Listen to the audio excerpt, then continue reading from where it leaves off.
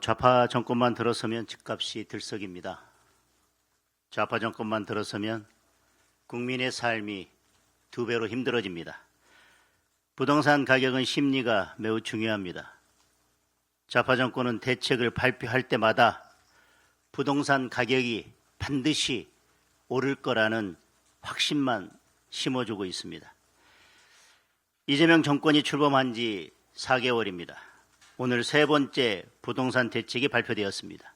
사실상 6월 27일, 8월 14일, 9월 7일에 이은 네 번째 대책입니다.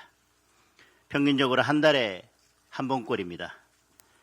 정책의 횟수도 문제지만 내용은 더 심각합니다.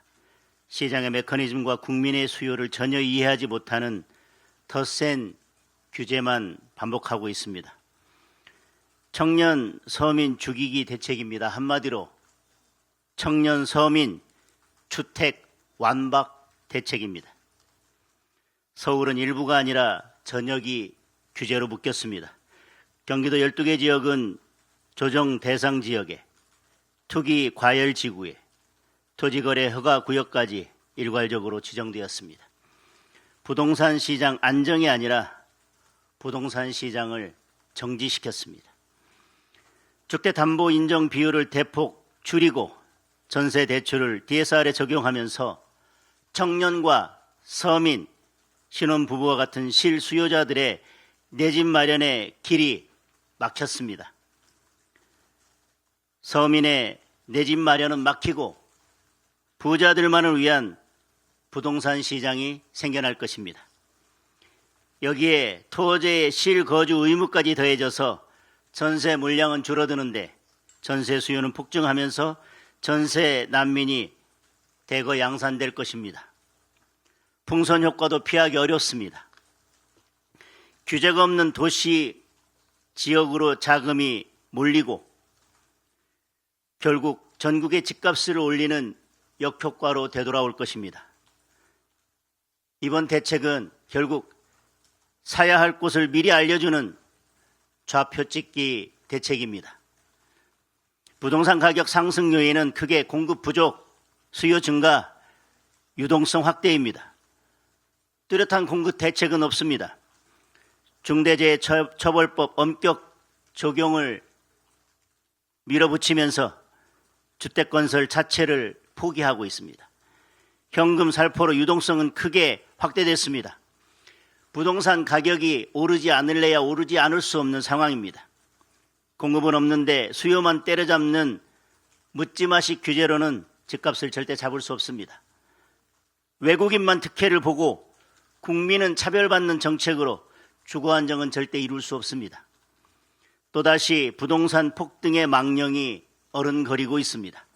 국민은 이미 부동산 정책의 끝을 알고 계십니다. 문재인 정권 시즌2입니다. 집값 폭등 시즌2입니다. 원인은 정부가 만들고 책임은 서민에게 떠넘기는 무책임한 대책입니다. 문재인 정권은 재임하는 동안 28번의 대책을 발표했습니다. 결과가 어땠습니까? 문재인 정권이 출범할 때 6억 원이었던 서울의 아파트는 5년 후 12억 원이 됐습니다. 2배가 오른 것입니다. 이재명 정부의 대책까지 합치면 전부 31번의 대책입니다. 이번 부동산 대책도 집값을 잡는 정책이 아니라 집값을 망치는 정책이 될 것입니다. 31전 31패가 될 것입니다. 부동산 시장을 경제의 한 축이 아니라 투기와 폭탄 돌리기로 생각하는 좌파 정권의 삐뚤어진 인식이 문제의 핵심입니다.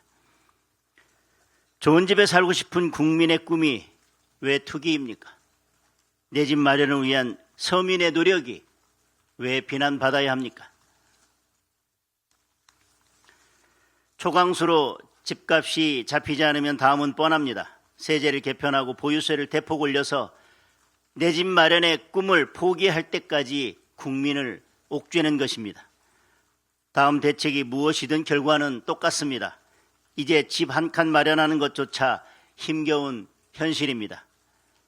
집값 폭등과 주거 불안정에 피눈물을 흘리는 피눈물을 흘리는 것은 결국 청년과 서민입니다.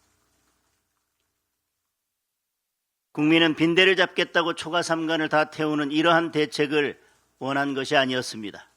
충분한 주택 공급, 일관된 금융 지원, 합리적인 세제입니다. 우리 당은 명확하게 요구합니다. 반시장적 주택 정책이 아니라 시장 친화적 주택 정책으로 전환해야 합니다. 부동산 시장의 안정을 가져올 수 있는 근본적인 대책은 민간 중심의 주택 공급 확대입니다. 재건축, 재개발에 대한 규제 완화를 해야 합니다. 신속통합 기획과 같은 모범 사례를 확대해서 민간 공급을 늘려야 합니다. 청년과 서민, 중산층을 위한 금융, 세제 지원을 강화해야 합니다. 지방의 미분양 주택에 대한 파격적인 지원 대책을 마련해야 합니다. 국민의힘이 국민 주거 안정을 지키는 데 앞장서겠습니다.